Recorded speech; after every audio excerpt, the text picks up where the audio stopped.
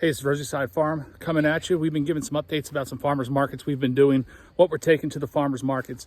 But we also have a market garden side of our farm. Not as big as our nursery part, but we still go to the farmers markets and really sell all the same produce that comes from the plants that we sell to our customers. So everything we sell, we also put in our garden here. So what you're gonna see is the mess and everything. So we are kind of in the beginning stages. Right now it is Cinco de Mayo, May 5th, 2025. And we've had a lot of these plants in for 2.5 to 3 weeks. Ever since I saw that there were gonna be 7 consecutive days of nighttime temperatures at 50 or above. Some of them went down to 48, but it was good enough to get things going. First thing, we do utilize a drip tape system. And I wish I would have done it years and years ago. It is extremely simple. And we just have it into 2 zones with a splitter in the middle.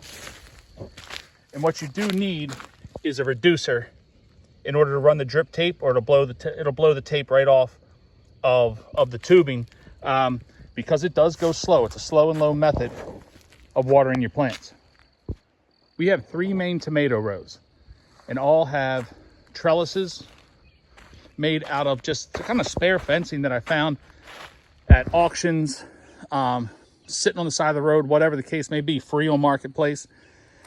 And this year I raised up my trellises the size of a cinder block. So I put the cinder block there, put the fence on top, and then zip tied the trellises to the T-posts or different posts that I found, really anything I could find. And the idea behind that is the previous years I've had the trellis all the way on the ground, and even though we have this weed fabric down, which is great, that hole, there's going to be a ton of weeds that come out of those holes. So you can't weed with the trellis on the ground. It's just, it gets in the way.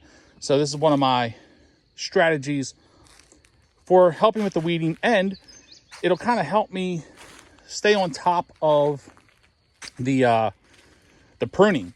So I'm planning to have no branches up to at least the point where the trellis starts.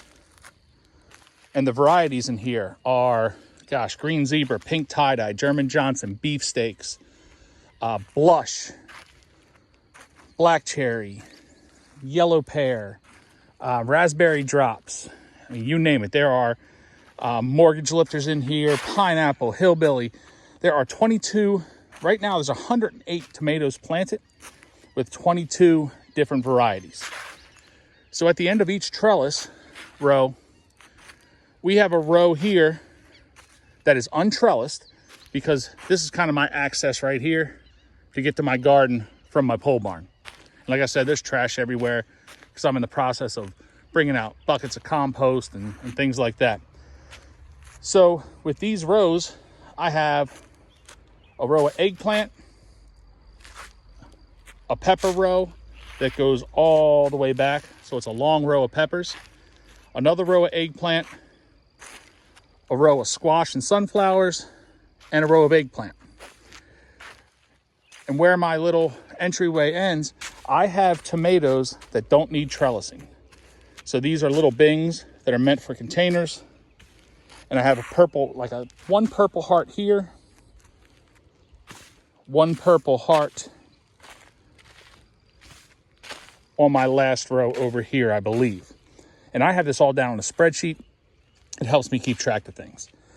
Here we have our red spoons and our yellow spoons that, again, they sprawl on the ground. They do not need trellising.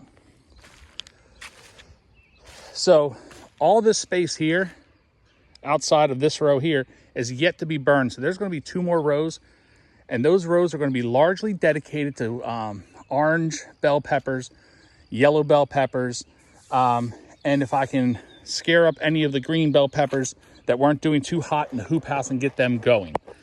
So this row is going to be mainly a row for us. So these aren't planted yet. And just today, I put in some spaghetti squash, some zucchini, some yellow squash, possibly some acorn squash. I have it on my spreadsheet. I'm not sure exactly what.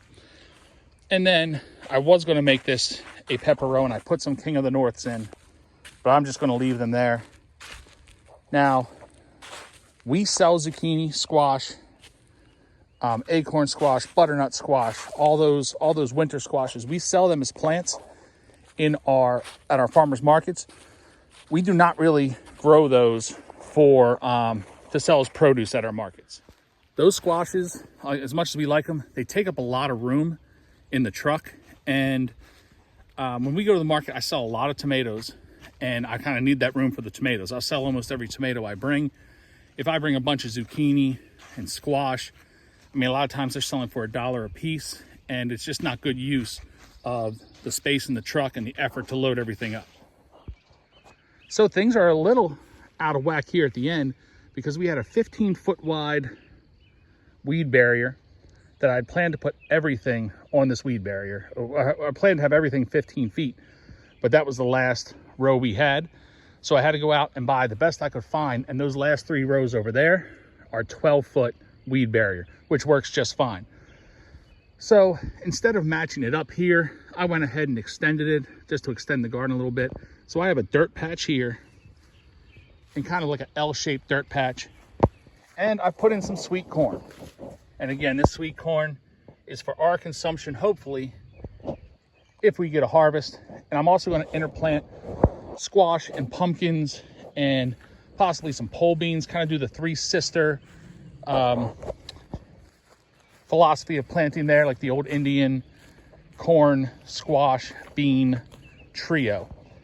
Now, I got to imagine that this is going to be a nightmare to weed, but if it becomes too much of a pain, I'll just let it go or run over it with the lawnmower. It's not that big of a loss for, you know, a $7 bag of corn seed and squash seeds that we saved for ourselves. So that's the introduction to the 2025 Rosieside Farm Market Garden. I'll give an update maybe next week, maybe not. Usually not a whole lot to see here in the early stages. We've got some things in with seed in the holes that are bare. So we have some pickle bush, cucumbers, and patty pan squash or scallop squash.